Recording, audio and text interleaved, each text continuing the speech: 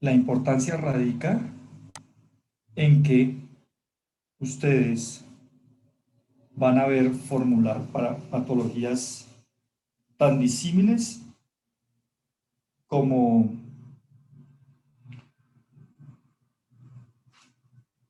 pacientes que hayan recibido cirugías de cadera o cirugías de rodilla, en las cuales el paciente estuvo mucho tiempo acostado y corren el riesgo de algún coágulo, ¿cierto?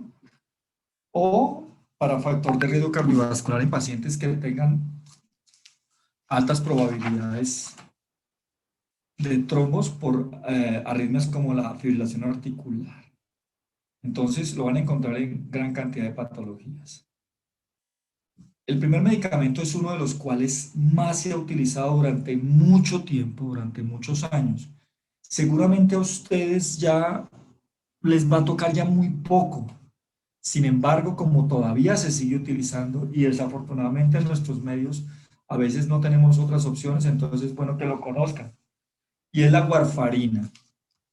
La warfarina tiene como mecanismo de acción disminuir la síntesis hepática de factores de coagulación dependientes de vitamina K. Quiere decir entonces que su target site o su sitio de objetivo es la vitamina K. Y recuerden que existen una serie de factores de coagulación que dependen de su síntesis de la vitamina K, como el factor 2, el factor 7, el factor 9, el factor 10. Entonces, miremos este cuadrito en el cual tenemos la vitamina K, ¿cierto? Y unas enzimas como la Bicor o la enzima vitamina K oxidorreductasa, que regenera vitamina K, ¿cierto? Y la convierte y la pasa a forma activa de vitamina K. Y ya sabemos que esta vitamina K activa es el factor, el cofactor para la síntesis de esos factores de coagulación que dijimos. Entonces la warfarina, miren dónde actúa. Inhibe la enzima vitamina K oxidorreductasa o VICOR, impidiendo que se regeneren valores de vitamina K y que no se activen. Por lo tanto, dejando sin activar factores de coagulación, ¿vale? Entonces, dice que su efecto anticoagulante es de aparición lenta, la primera cosa que tenemos que tener en claro nosotros con nuestros pacientes.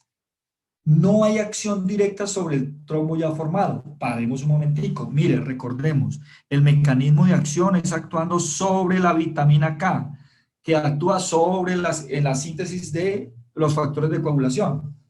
Si ya el coágulo está formado, la warfarina ya no va a hacer nada, ya no puede hacer nada. Entonces lo que hace es que previene la formación de nuevos trombos y que el que ya está hecho, pues no se vuelva más grande, que no se le peguen más elementos de coagulación. No tiene acción sobre formas activas de factores de coagulación que ya estén en circulación. La disminución del factor depende de la vida media de cada uno. Y mira la vida media más o menos de cada uno. El 7 dura 6 horas, el 9 24, el 10 36 y el 2 hasta 50 horas. Entonces, lo prolongado de estos y lo que vamos a hacer es disminuir la síntesis de estos. Explica el periodo de latencia para el efecto antitrombogénico y anticoagulante. ¿Qué quiere decir? ¿Por qué entonces el efecto anticoagulante es lento? Porque miren todo lo que duran los factores de coagulación. Algunos duran más de 2 días. Entonces, si usted le comienza a dar warfarina hoy, en 2 días todavía van a haber factores de coagulación que están activos. Hasta después de 24, 30, perdóname, 48, 72 horas ya empezará a hacer efecto porque ya se habrán acabado el efecto de todos estos factores de coagulación. Biodisponibilidad casi total por cualquier vía de administración, oral, rectal, intravenosa, por piel. Y depende del preparado comercial, así va a ser también su absorción, llevando a modificaciones en cuanto a la velocidad e intensidad de absorción. Pero sí debemos tener en cuenta que alimentos retardan la velocidad de absorción, entonces hay que explicarle al paciente cuándo se debe tomar el medicamento. Se une más del 99% de proteínas y muchos medicamentos la desplazan de esta unión, aumentando sus efectos, lógicamente dejando más warfarina libre. Amplia distribución, Vida media de eliminación varía entre 25 a 60 horas y en promedio es 40 horas. Y entonces la pregunta que ustedes me harían, bueno, pero ¿por qué esas diferencias tan grandes? Ojo con esto, ojo con la warfarina, con las diferencias metabólicas genéticamente determinadas. Se ha demostrado que, que la actuación del medicamento depende del polimorfismo genético de los pacientes. Ahorita lo explicaré más adelante otra cosita. El efecto se puede mantener 2 a 5 días. También es importante tenerlo en cuenta. Dura mucho. Así como es lento para empezar a actuar, después de que le suspendemos el medicamento, el efecto se puede mantener 2 a 5 días. Eliminación por orina en metabolitos inactivos, pasa a barrera placentaria, no se excreta por leche materna. Pues esto es más bioquímica que no nos interesa, se administra en forma racémica S y R, la S es 3 a 5 veces más potente que la R. Metabolismo, y ojo acá que era lo que le estaba diciendo ahorita del polimorfismo. Metabolismo por el CYP2C9, polimorfismo en ese gen y VICOR explican la variabilidad individual en la respuesta al medicamento. Algunos pacientes, por su polimorfismo genético, hacen que tengan mucha más enzima de esta que metaboliza el medicamento y otros no tanto, haciendo que algunos el medicamento actúe más y en otros no actúe tanto o prolongando por lo menos su vida media. ¿Cómo sé yo, como médico, cuál es cuál? No tengo ni la más remota idea, ni la más remota idea. Es un juego al azar y eso es lo que ha hecho que aparezcan nuevos anticoagulantes orales para que uno tenga que elegirlos a ellos. Entonces, estas variantes del CYP12-9 de pacientes afectan la farmacocinética, el metabolismo intermedio, ya sea, ya como se lo dije, ya sea porque algunos tengan un metabolismo lento del medicamento y él se quede actuando y se quede actuando, u otros en los cuales el metabolismo se haga muy rápido y, la vida media del medicamento sea mucho menor. De aquí que me devuelvo, la vida media de eliminación oscila entre algunos pacientes en los cuales la eliminación se hace muy rápida en 25 horas y en otros donde el metabolismo se hace lento hasta 60 horas. Y la VICOR afecta la farmacodinámica que tanto tengamos. RAM, lógicamente, la más importante, la más frecuente en todos estos medicamentos que estamos viendo es la hemorragia. En algunos casos, esa hemorragia puede ser letal, como si el paciente comienza a sangrar del cerebro, de la médula espinal, del pericardio o del hígado. Y hay que tener cuidado en algunos con deficiencia de proteína C. Otros, aquí las RAM son infinitas, pero algunas me las voy a saltar, otras las voy a mencionar rápidamente. Necrosis o gangrena de la piel u otros tejidos por trombosis de vénulas y capilares en el tejido graso subcutáneo. Esto se presenta sobre todo en mujeres en los primeros 8 días de tratamiento. ¿Qué hay que hacer? Suspender la warfarina y administrar vitamina K1 y cambiar la warfarina por heparina, lógicamente. Entonces, en la sobredosis de warfarina, el paciente lo va a manifestar como comienza a presentar petequias, hematuria que puede ser microscópica o macroscópica. Cuando es macroscópica la cosa está muy complicada. Hemorragia menstrual excesiva y algunos pacientes pueden manifestar melenas. ¿Qué hay que hacer? Suspender la warfarina, administrar vitamina K1 fitomenadiona, vitamina K3 y fosfato sódico de menadiona, en este caso son ineficaces estas. Vitamina K1, miren, oral, intramuscular, intravenosa, dependiendo de la dosis que requeramos. Si el paciente hace una hemorragia grave, ya tocará que transfundirlo. Algunos otros hacen vasculitis, ¿cierto? ¿Cómo podemos saber cuando no podemos ver de primera mano la hemorragia? Los pacientes comienzan a hacer disinesias, fatiga, fiebre, cefalea, letargia. Otras RAM.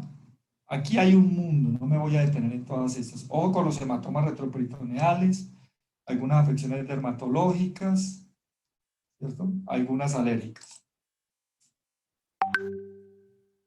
Entonces, las reacciones adversas se presentan con mayor intensidad y frecuencia dependiendo de esta interacción. Medicamento-medicamento, medicamento-paciente o medicamento-alimento. ¿Qué es esa vaina? Ustedes dirán, no, pero este man, ¿qué? Voy a explicarlo. O sea, ¿qué interacciones hacen que sea más frecuente que aparezcan las reacciones adversas? Por ejemplo, la interacción medicamento-medicamento. O sea, que usted le esté dando warfarina al paciente y que al mismo tiempo le mande medicamentos que aumentan la posibilidad de hemorragia. Por ejemplo, AINES. Otra, medicamento paciente. Si usted ya le está mandando warfarina, tiene que tener en cuenta el estado patológico o fisiológico del paciente. Por ejemplo, en la mujer, la menstruación. Pues habrá más posibilidad de que la menstruación aumente. Por ejemplo, medicamento, alimento. Hay algunos alimentos que están relacionados más con la coagulación, con disminución de la coagulación, como el té verde. Entonces hay pacientes que exageran en el consumo de té verde más warfarina, aumenta las posibilidades de que ese paciente presente una reacción adversa de tipo sangrado. Precauciones y contraindicaciones, todas las que ustedes quieran, y por eso ahí se las dejo algunas. Lógicamente, pacientes que tengan discrasias sanguíneas, cualquier cosa que tenga tendencia a producir hemorragia, pues en esos pacientes habrá que tener precaución y en algunos no se podrá dar. Por ejemplo, úlceras, aneurismas, que le han hecho una punción lumbar hace poquito tiempo, en mujeres con eclampsia, pacientes con alcoholismo, deficiencia de la proteína C. Se deben hacer pruebas de laboratorio para un control adecuado del paciente. Pruebas de sangrado. ¿Cierto? Instruir al paciente para reportar sangrados, accidentes o caídas, cualquier cosa. Después de que usted tenga al paciente anticoagulado con warfarina, usted le debe advertir al paciente que cualquier sangrado que no sea normal en él, inmediatamente lo informe para uno saber qué es lo que está pasando, si es que está sobrecoagulado. Aquí miren lo que dice acá, mis hijos. Yo siempre he dejado esta diapositiva para demostrarles una cosa. ¿Se acuerdan que hace rato les dije del polimorfismo genético y el riesgo de que el CYP12, el C29 en algunos pacientes sea más intenso que en otros o que tenga mayor cantidad de este grupo metabólico hepático? Entonces, precisar un algoritmo farmacogenético, eso no lo hace nadie. ¿Sí me entienden? Porque entonces tocaría que mandarlo a la parte genética para que nos hagan una evaluación del gen, si existe con mayor, si existe o no existe, si está bien o no está bien. Sería demasiada la plata. Por eso han aparecido otros anticoagulantes que nos ayudan. Si uno pudiera hacer esto, podría predecir la dosis más efectiva y segura en ese paciente. O la aumento o la disminuyo, la dejo normal, dependiendo de lo que me dé el marcaje genético con ese CYP129. En embarazo, mire, es categoría X, no triple X, X. O sea que está absolutamente contraindicado. ¿Por qué? Porque se ha relacionado a la warfarina con muerte intrauterina, con hemorragia fetal, con malformación de órganos. Entonces, en esos casos nos pasamos a medicamentos de mayor seguridad, como los que vamos a ver más adelante, como heparinas de bajo peso molecular o fondaparinux. Interacciones las que quiera, las que quiera. Entonces, orientación médica y colaboración del paciente para evitar las interacciones.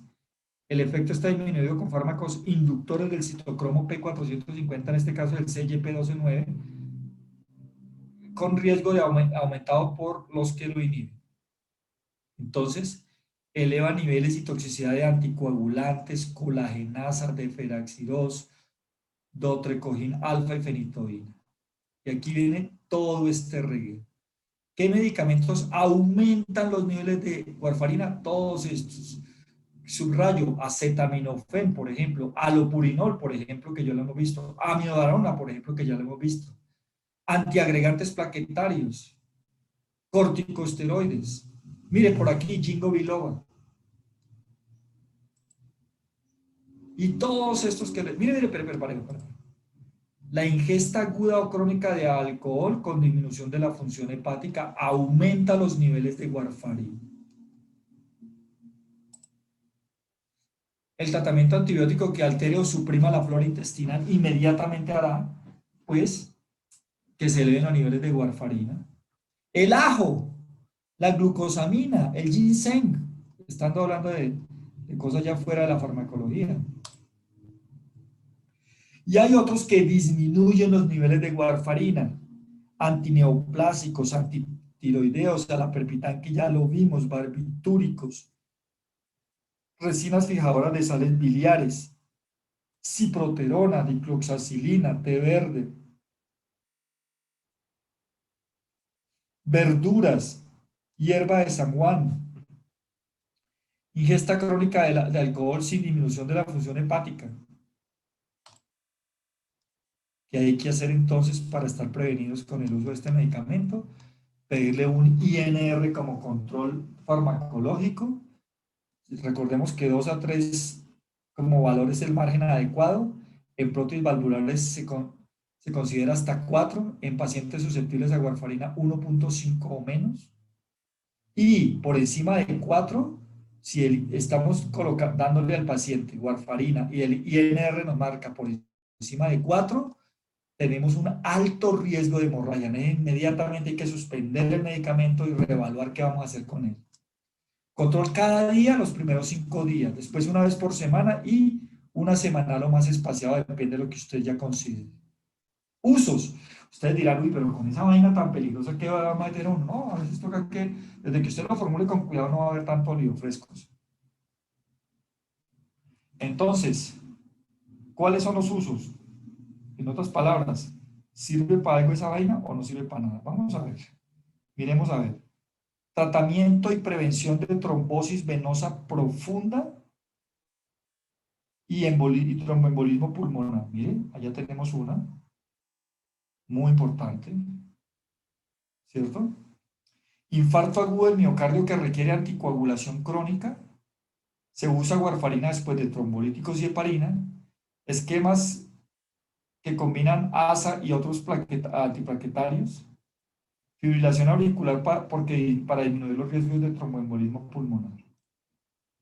Disminuye complicaciones tromboembólicas en pacientes con válvula cardíaca para prevenir reoclusión de bypass coronario. Pacientes con oclusión o estenosis de arterias cerebrales. Prevención o ataque isquémico transitorio recurrente. Bien, como les digo, es un medicamento que la dificultad que tenemos es sus interacciones, sus reacciones adversas, ¿cierto? Entonces, afortunadamente hace ya algunos años aparecieron otros anticoagulantes orales que nos están ayudando muchísimo y que son los que más se están formulando. Por ejemplo, el dabigatran es un profármaco sin actividad que es convertido en vivo a su forma activa. ¿Qué hace? ¿Qué hace para hacer su efecto anticoagulante? Es un inhibidor de la trombina de manera reversible y específica. Bloquea la fracción libre y unida de la fibrina, inhibe coagulación al prevenir efectos mediados por trombina, y recuerden que la trombina, la función que cumple sobre la decisión sobre el fibrinógeno para convertirlo en fibrina. Produce inactivación de factores como el 5, el 7, el 11, el 13 e inhibición de agregación plaquetaria mediada por trombina. A dosis fijas, la respuesta anticoagulante es predecible, por lo tanto, no requiere medición sistemática de pruebas de coagulación, como si lo acabamos de ver, como sucedía con la warfarina. Esto es un factor de tranquilidad y seguridad para uno y para el paciente, sobre todo. Biodisponibilidad, vía oral de 3 al 7%, inicia el efecto después de 1 hora, mire otra diferencia. Su pico de efecto lo hace a las 2 horas y su biodisponibilidad se ve afectada por el consumo de alimentos.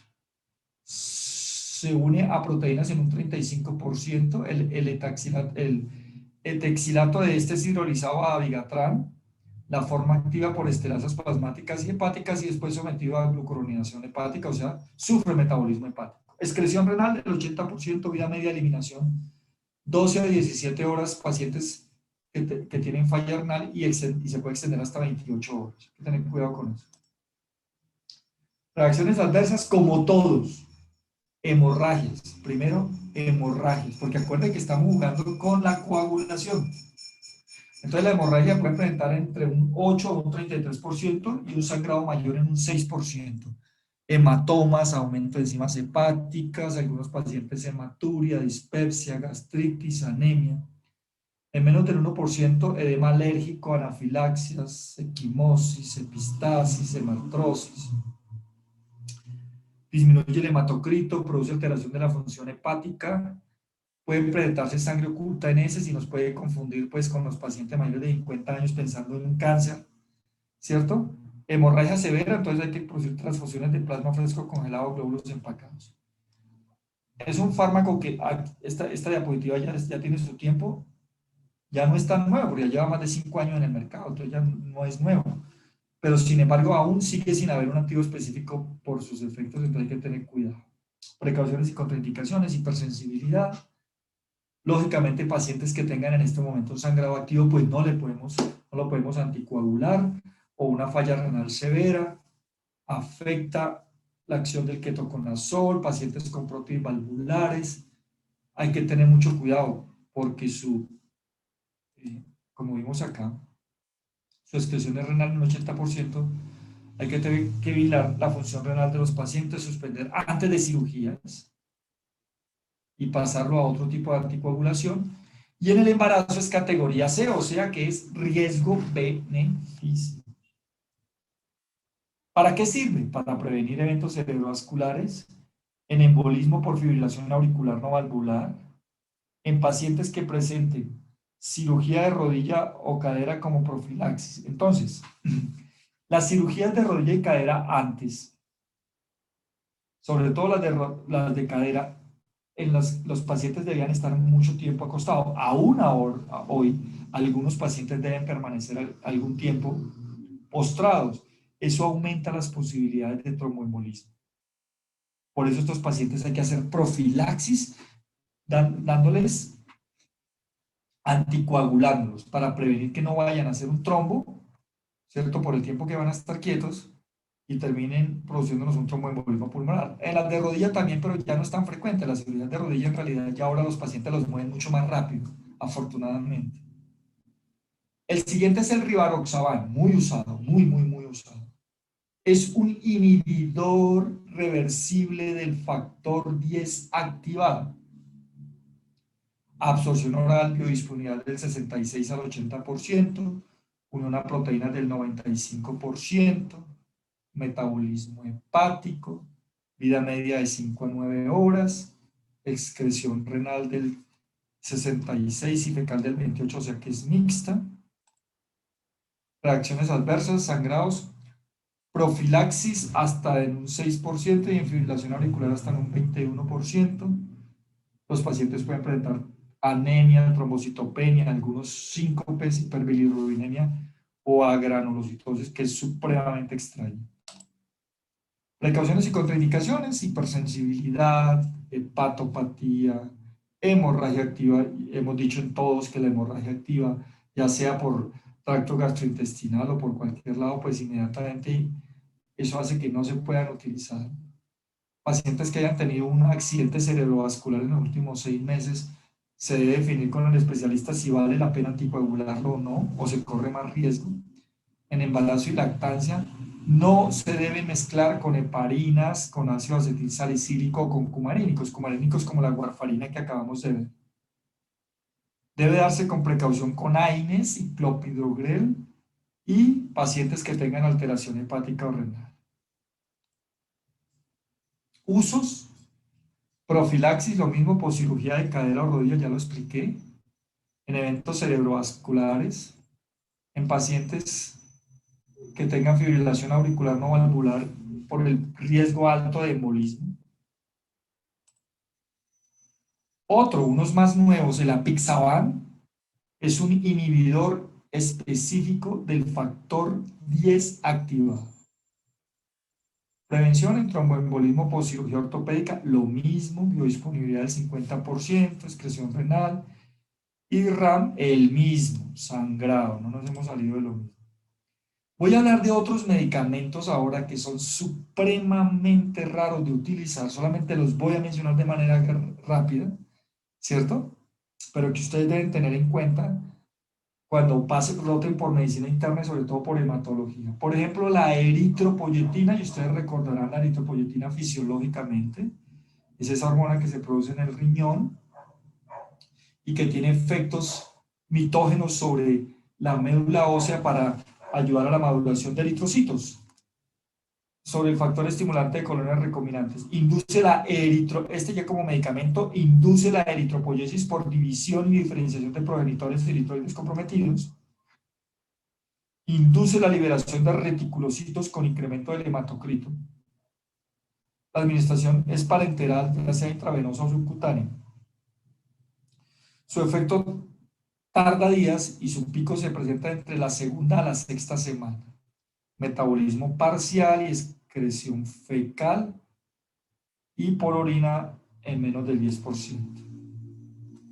Una hermanita es la daverpoyetina alfa, intravenosa subcutánea, biodisponibilidad del 40%, vida media de 21 horas a 70 horas, subcutánea. Los pacientes pueden presentar hipertensión en un 3 a un 28% de ellos, fiebre, cefalea, prurito, reacción en el sitio de inyección. Entre un 1 a un 10% pueden tener trombosis venosas profundas, depresión, hiperglicemia, hipocalcemia. Algunos pueden manifestar dolor óseo, mialgias.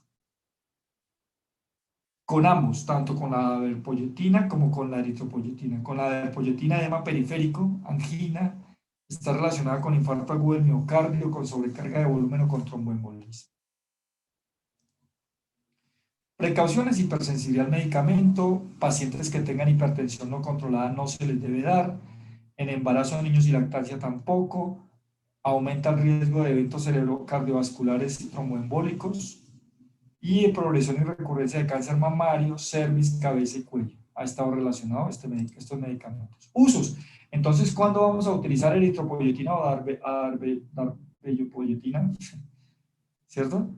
Entonces, en anemia por quimioterapia mirosupresora, o sea, pacientes a los cuales se les coloca algún tipo de quimioterapia que inmediatamente matan a todas las células precursoras en médula espinal. Esas son quimioterapias mirosupresoras. Ahí se justifica el medicamento. En anemia por insuficiencia renal crónica, recuerden que la eritropoyetina se produce en el riñón y si tenemos un paciente con insuficiencia renal crónica, seguramente disminuirá la producción de esta. ¿De quién es esta? De la eritropoyetina. En anemia asociada a VIH con AZT, este es un medicamento.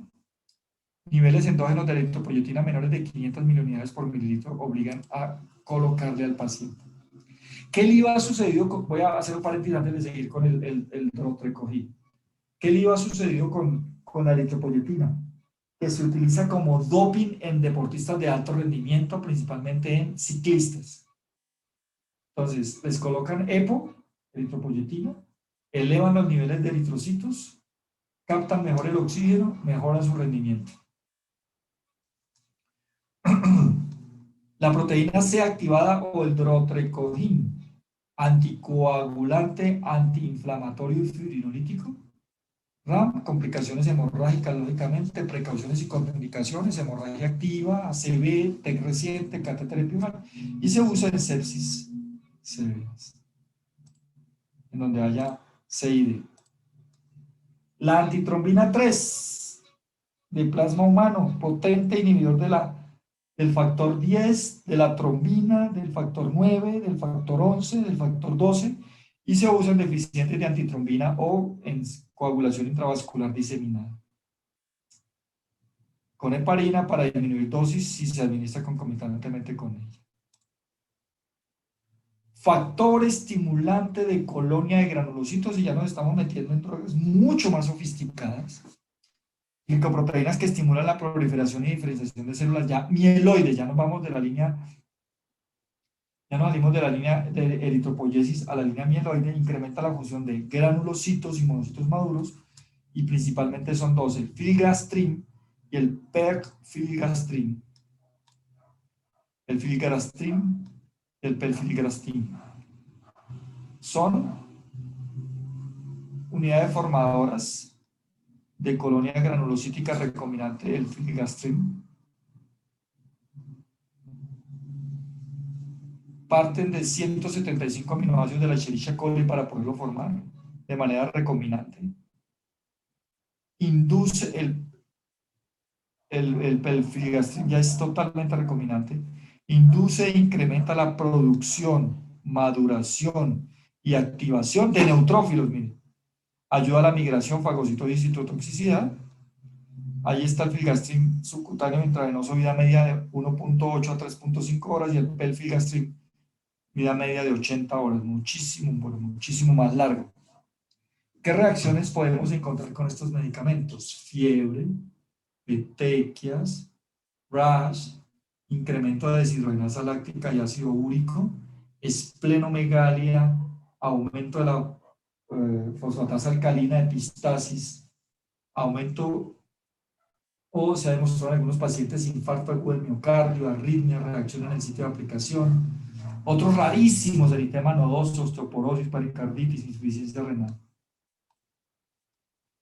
Precauciones y contraindicaciones, entonces no dar antes de las 24 horas de quimioterapia, es categoría C en el embarazo, o sea, riesgo-beneficio, y actúa como factor de crecimiento de tumores.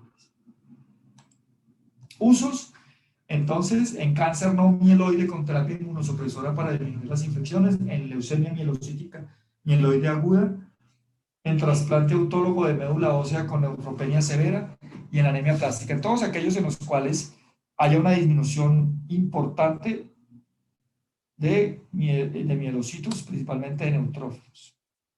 Otro, el trombopac, es el factor estimulante de colonia de megacariocitos, y ya nos vamos a meter con las plaquetas. Agonista de la trombopoyetina y estimula su receptor, vía oral biodisponible al 52%, unidad proteína al 99%, metabolismo hepático y vida media larga de más de un día, excreción mixta, elevación de plaquetas 1 a 2 días después, y su pico se presenta 14 a 16 días después de haber colocado el medicamento. Su efecto puede durar hasta 2 semanas luego de la última dosis. Reacciones adversas, alteración de pruebas hepáticas, cefalea, rash, alopecia, serostomía, infección de vías urinarias, trombocitopenia de rebote, linfoma no Hodgkin, trombosis de pacientes de punta. Precauciones y contraindicaciones, hepatotoxicidad, por lo tanto hay que estar constantemente midiendo enzimas hepáticas, ALT, AST y bilirrubinas, y si la ALT sube más de 3 veces de lo normal, hay que suspender el tratamiento. Se eleva el riesgo de malignidad y es categoría C en el embarazo. Usos en púrpura trombocitopénica idiopática con respuesta insuficiente a corticoides. Recuerde que en la púrpura trombocitopénica idiopática el tratamiento de elección son los corticoides. En algunos pacientes, muy pocos afortunadamente, no funcionan bien. Es donde hay que darle estos pacientes, darle estos medicamentos. El romiplostin, también de ese grupo, factor estimulante de colonias de megacariocitos y trombopoyético, incrementa el conteo de plaquetas, absorción lenta subcutánea, vida media de 3 a 5 días. Hay un incremento de plaquetas a los 4 a 9 días, máximo a los 12 a 16 días, y dura 4 semanas después de la última administración. RAM, del sistema nervioso central, dolor abdominal, mieloblastos circundantes. Precauciones y contraindicaciones. Hemoleucogramas mensuales hay que hacer el paciente, mantener niveles de plaquetas, valorarle la función hepática, lo mismo que en el anterior. Algunos pacientes hay que ver la progresión de síndrome mielodyspláticos a leucemia mieloide crónica, formación de anticuerpos antimedicamento, antirromboplostin, y categoría C, y no se debe dar en pacientes en lactancia. Usos, lo mismo, en PTI, con trombocitopenia y pobre respuesta a corticoides, globulinas o esplenectomía. Muy bien. Entonces, estos son los horarios. Esperen un momentico. Esperen un momentico. Ay, ¿qué pasó? Esperen un momentico que necesito cambiarlo.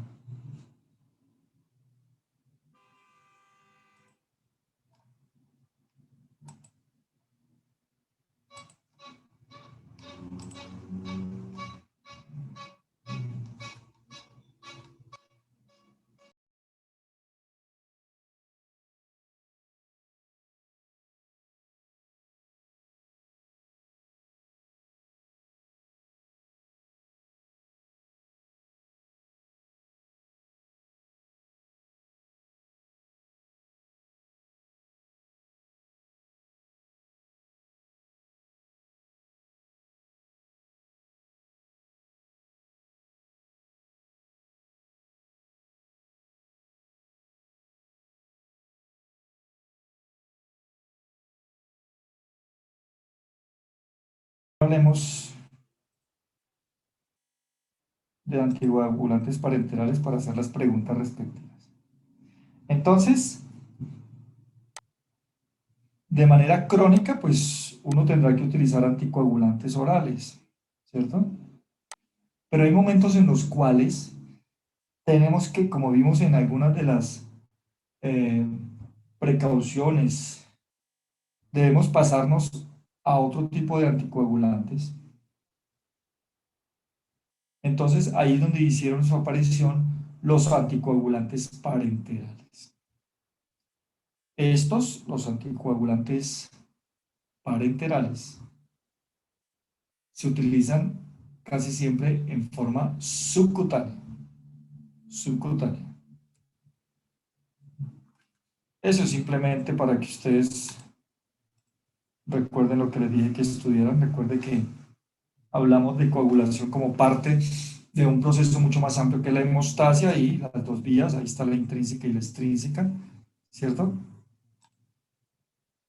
Pero que a partir del 2009, pues, se dijo que seguía, que la vía intrínseca y extrínseca sigue existiendo, pues claro, pues es un proceso fisiológico, pues eso no se puede acabar, y que nos sirve para estudiar la vía extrínseca con el tiempo de protrombina y la vía intrínseca con el tiempo parcial de tromboplastina o TTPA.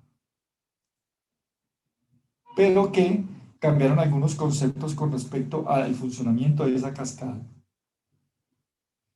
Y entonces dijimos que podíamos encontrarnos tres eventos para la coagulación, que son el de iniciación, el de amplificación y el de propagación, ¿cierto? El de iniciación con la unión del factor tisular con el factor 7 y el de amplificación con la activación de plaquetas y la llegada de más factores de coagulación ya activados tanto de la vía intrínseca como de la vía extrínseca. Y por último, el factor de propagación en el cual se intenta hacer que grandes cantidades de protrombina se conviertan en trombina para que ésta actúe sobre el fibrinógeno cortándolo y dejando hilos de fibrina. Pero para eso se necesita que hayan dos complejos, un complejo que se llama tenasa y otro complejo que se llama protrombinasa, pues que ustedes ya lo estudiaron.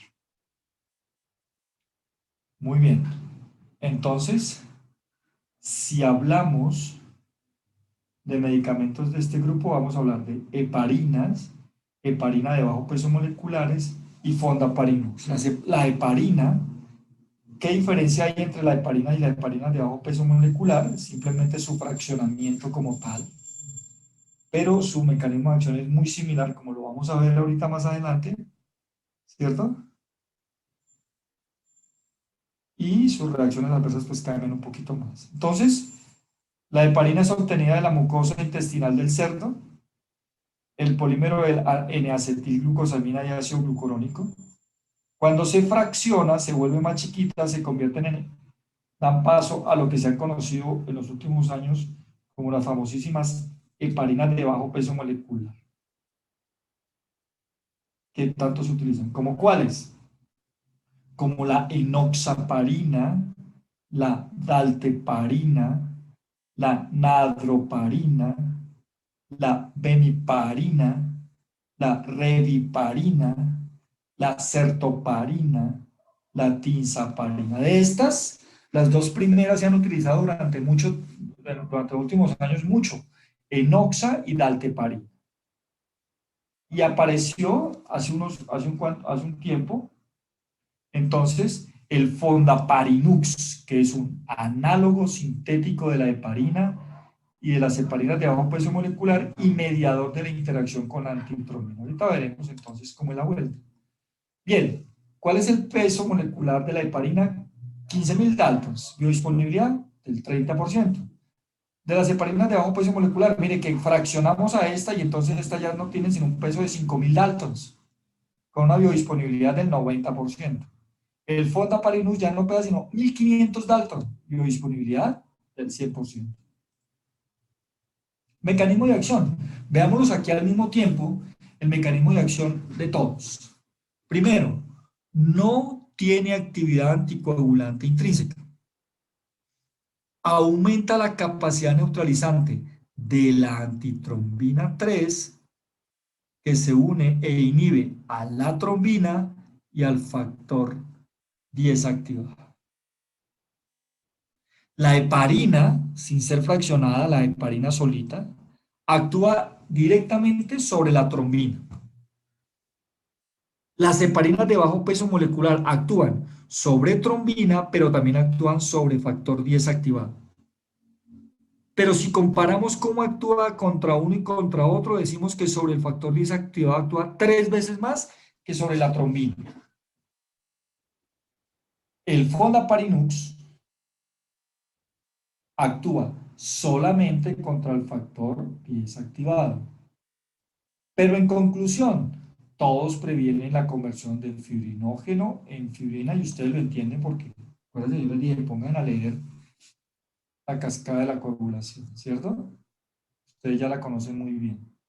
Todos terminan afectando ese paso de fibrinógeno a fibrina, ya sea o afectando solo a la trombina, o afectando al factor 10 y a la trombina, o afectando solamente al factor 10.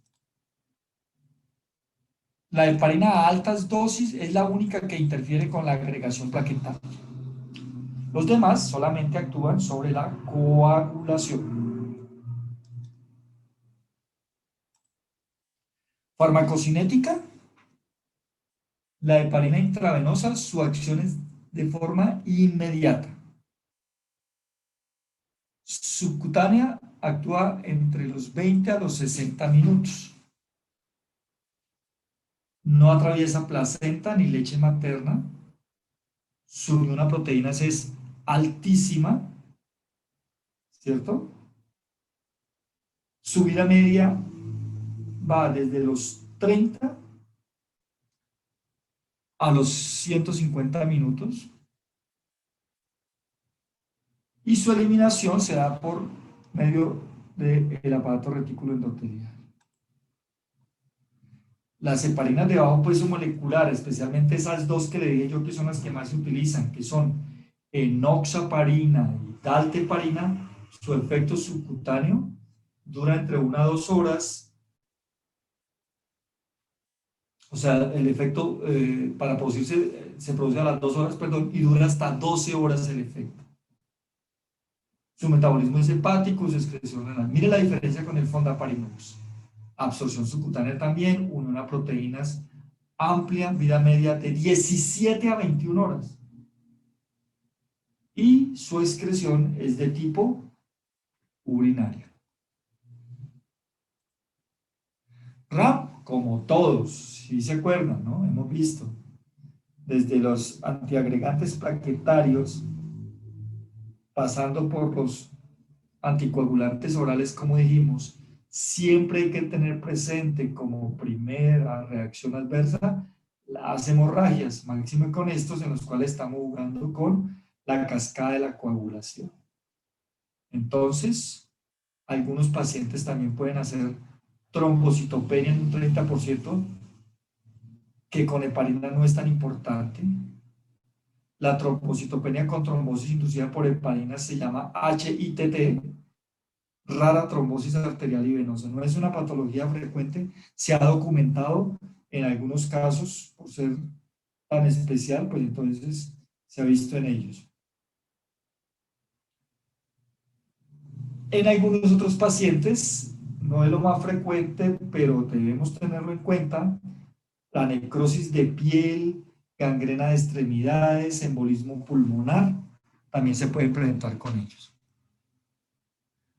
Precauciones y contraindicaciones: hipersensibilidad, trombocitopenia severa, hemorragia no controlada. En esos pacientes está absolutamente contraindicado, ¿cierto? Una cosa interesante es que hay que monitorizar el sangrado del paciente, estar pendiente de que el paciente no empiece a sangrar. En hipertensión arterial no controlada se corre el riesgo de sangrado y producir una retinopatía. Entonces hay que estar muy pendientes y estar completamente convencidos que verdaderamente el paciente tiene más beneficios que riesgos en una hipertensión arterial no controlada. Por lo regular, primero se controla la hipertensión y después se manda el medicamento al paciente. Enfermedad ácido-péptica, accidente cerebrovascular de tipo hemorrágico, en enfermedad hepática severa en todos estos casos. En lo de la enfermedad ácido péptica es una precaución. Si el sangrado es activo, se convierte en una contraindicación. En el ACV hemorrágico se convierte en una contraindicación. Y en la enfermedad hepática, si es moderada, es una precaución, y si es severa, es una contraindicación. Un dato importante, la heparina es clasificación C en el embarazo, quiere decir que es riesgo-beneficio, pero miren la ventaja que tenemos. La hemorragia de bajo peso molecular, dalteparina, enoxaparina que hemos visto, son categoría B en el embarazo. Por lo tanto, a veces ustedes van a ver formular a mujeres embarazadas con anticoagulación. Lo ideal para anticoagular una mujer embarazada, entonces, ¿qué es? Heparinas de bajo peso molecular. Interacciones, evitar la combinación entre heparinas de bajo peso molecular con heparina. Evaluar riesgo con ácido acetil salicílico, trombolíticos, warfarina y rivaroxaban que hemos visto durante la tarde de hoy. Usos. Entonces, profilaxis y tratamiento en trombosis venosa y embolismo pulmonar. Sí, pacientes con esto deben ser anticoagulados y lo ideal es que lo anticoagulemos con esto. Por lo regular en estos pacientes con trombosis venosa y embolismo pulmonar, el manejo pues va a ser por unos días y después terminaremos pasándolos. Algunos los dejaremos sin anticoagulación o con antiagregación plaquetaria o con anticoagulación suave. Otros se quedarán con anticoagulación de por vida. Profilaxis de cirugía arterial y cardíaca también son ideales ahí. Seguramente después de la cirugía y si las cosas van bien, se retirará el anticoagulante. En coagulación intravascular diseminada, en fibrilación auricular con embolización, por lo regular, si el paciente se queda de por vida anticoagulado, lo pasaremos de la anticoagulación parenteral a anticoagulación oral. Infarto agudo del miocardio, angina inestable en fase aguda. Pacientes con hemodiálisis o pacientes con angioplastia. Heparinas de bajo peso molecular y fondaparinux se pueden utilizar en cirugía ortopédica, ya dijimos, sobre todo de cadera y de rodilla, o en aquellas donde el paciente vaya a estar mucho tiempo postrado. En prevención de tromboembolismo en embarazadas, sabemos que estos son los medicamentos de elección en mujeres que presenten, por ejemplo, están embarazadas y presentan signos o síntomas de tromboembolismo pulmonar. En ellas la indicación precisa es mandarles heparinas de bajo peso molecular o fondaparinux. Pacientes con riesgo de complicaciones de tromboembolismo, como cuáles, que tengan antecedentes de obesidad, pacientes mayores de 40 años o pacientes en tratamiento con cáncer. ¿Se debe hacer control de laboratorio en heparina intravascular? Sí, se le pide tiempo parcial de tromboplastina activada TTPA. Debe estar 1.5 a 2.5 veces sobre lo normal. Si está por encima de eso, ese paciente está sobre anticoagulado y seguramente tocará que ajustar la dosis del medicamento y seguir haciendo controles de laboratorio para llegar a estas cifras de 1.5 a 2.5. Muy bien. Preguntas, por favor. Preguntas sobre anticoagulantes tanto orales como parenterales.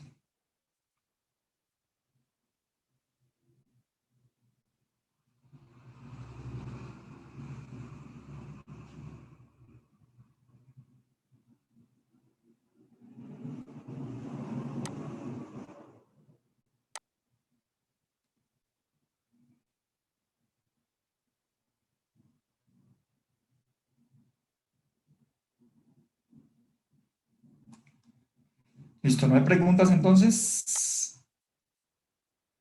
Listos, entonces nos veremos el lunes en el parcial. Listos, gracias a todos, nos veremos. Chao. Gracias.